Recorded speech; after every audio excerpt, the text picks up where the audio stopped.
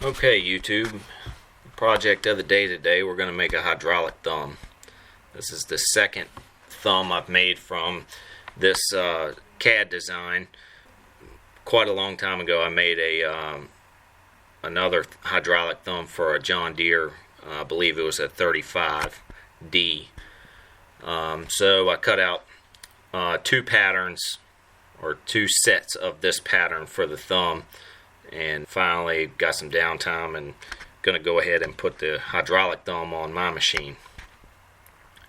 So the parts are made from a 3/8 836, just normal plate, and a piece of 3-inch round stock.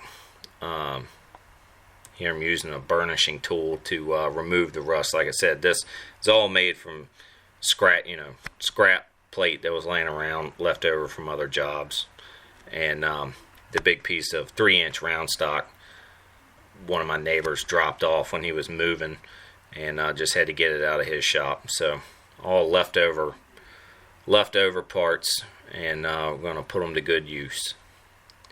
Here I'm cleaning the 3-inch round stock with a burnishing tool. That one you can think it's, I can't remember the brand of it, but you can get them from Lowe's, relatively low end burnishing tool, but they have lots of attachments. So we used some angle iron and the posts on the table to line up all the parts to start getting this thumbtack together. On the bottom, the spacers are 3/4 inch aluminum. I use for various things around the shop, most of the time for aligning pickets for doing handrails. The thumb is put together using Select Arc 045 727 dual shield flux core wire, running off of a XMT 350 and a 12VS feeder box. This wire requires standard 75/25 shielding gas. Does a very good job. The stuff welds through some thick scale as well as some light rust as well. For the money, I don't think you can beat this wire for heavy duty applications, and it's an all position, dual shield being an all position wire.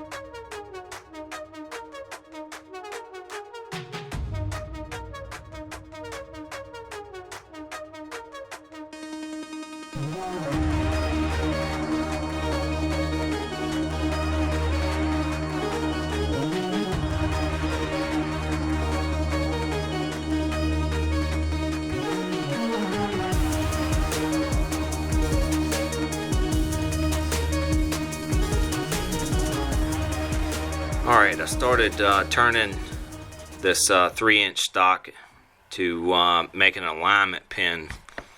So when I put the tabs that will have the holes for mounting it to the machine, thing will be aligned properly. This pin is a very, very tight fitting pin, but it's also made out of the spare 3-inch round stock that I had laying around, just so I'm not burning up expensive stock in the shop. But it took a lot longer on the lathe than something closer to 40 millimeter because the pins are 40 millimeter on this machine. But it worked just fine, and it was relatively, it was cheap other than using power to machine the pin down.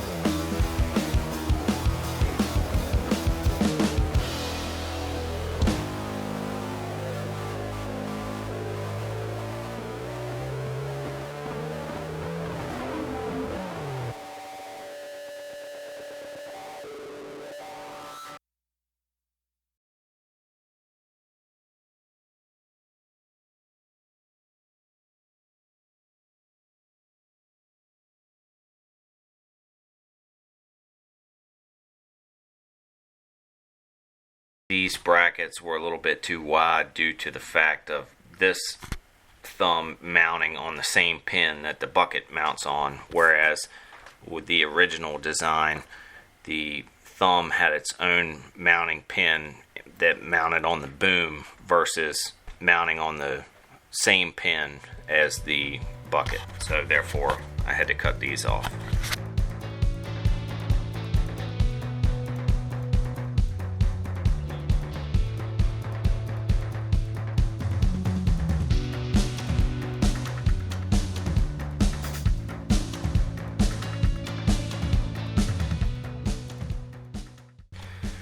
Here I'm mounting up, that's going to control the thumb. The cylinder is a 3-inch tube with a 1.5-inch shaft. It's the identical cylinder that I use for making the thumb on the John Deere machine. It's plenty strong, you can get them on Amazon, usually they're prime, and the cylinder is only in the $220 range, so very affordable.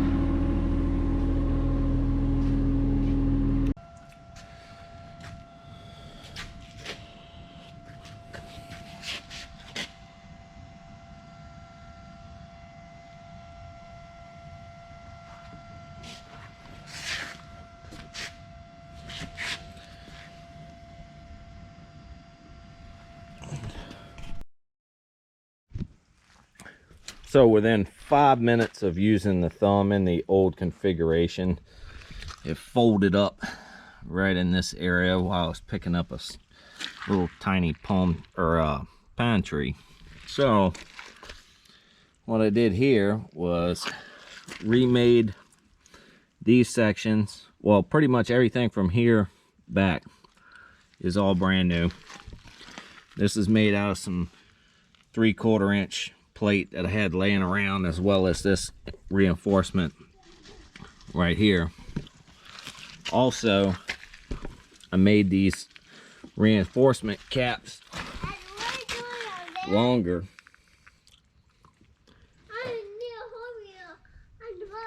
And now we have no problems.